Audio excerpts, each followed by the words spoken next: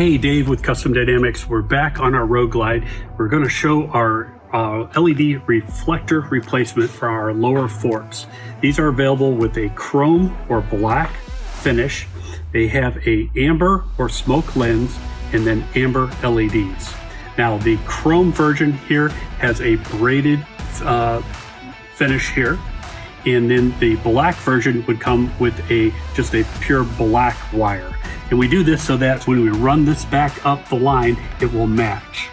These are plug and play. They basically have a JAE connector on here. So we run back in, goes behind the fairing and plugs into the turn signal connector. Dual intensity LEDs with a lifetime warranty. So they're going to be a low intensity running light and then a full intensity turn signal. So we turn this on here, it'll light up as a low intensity running light. And when I hit my turn signal, we'll get the full intensity turn signal. Now, these just mount with 3M double-sided tape. The unit is contour of the lower fork. So again, just mounts with 3M double-sided tape. Very simple installation. I can do this in about 15-20 minutes here, including taking the stock reflector off.